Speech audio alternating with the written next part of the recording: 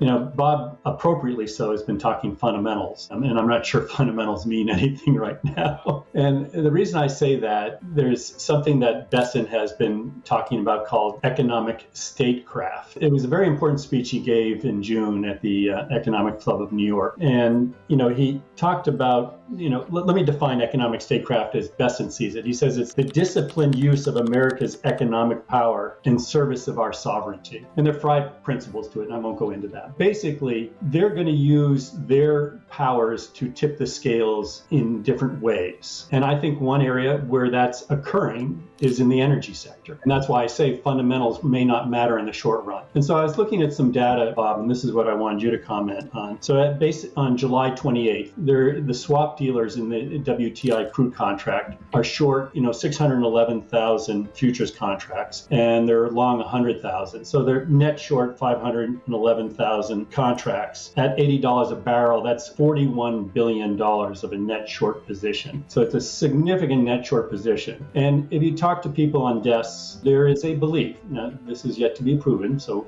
take this with a grain of salt, but there's a belief that there's one player out there with an unusually large swap position, tipping the scales. I don't know if you have any thoughts around that. It's hard to discern who's holding those positions, or it's hard to say. I look at the futures contract, and we're down $6 a barrel today on the front month contract, but you look out in the outer months, we're only down $1.50 because the market continues to expect oil price to come down, and we go out to April and we're at $70 a barrel in April. So I'm not sure exactly how those swaps are structured as a net short position, but clearly the market's expecting, we've talked about this before, that oil prices will come down, that eventually there will be some sort of deal. So whether it's Trump unleashing all hell on Iran and then things just crumble and open up, or whether there's a negotiated deal where they smoothly and orderly open back up. But the market's saying, look, this is going to get resolved one way or the other at some point. I say that because I'm not sure. I'd have to go back and look at how that net short position is structured, if it's part of the bet on the curve or how they're looking at that. But clearly the market's expecting oil to pull back here, and we keep going back and forth, and whoever's net short oil is probably making money today with where we are, with depending on when they put those short positions on. It's Citadel.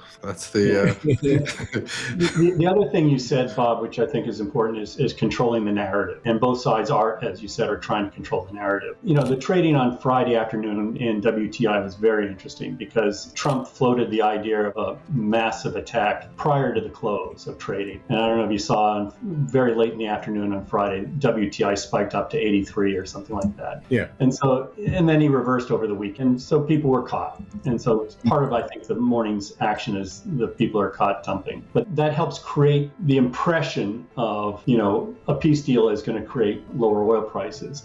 And so that's part of economic statecraft and controlling the narrative that's going on here. We can only speculate on the energy side that that's going on, but we know it's going on in the foreign exchange market. I mean, they admitted they, sold euros and bought yen. And there's no question in my mind, part of that was to prevent Japan from selling treasuries because the long bond was getting killed. So, and that's an important issue is to, how are we going to fund our deficit? Bessent has been, hesitant to roll out from T-bills into the long end. We've got the Treasury funding announcement this week, and he's pushing back against the TBAC committee, the Treasury Borrowing Advisory Committee, which wants him to, extend duration, and he's pushing back on that and continuing to fund in the T-bill market. And I think that's one of the hesitancies around Warsh's decision not to raise rates last week, despite the inflationary pressures, because so much of our funding is done at the short end of the curve. So my point is that the government is involved in these markets, and we don't know how big or how small, but it's no longer a fundamental game as far as I can tell. Yeah, and I can't tell how much they're involved in the futures market for crude oil. It's just... Yeah, none of us know for sure.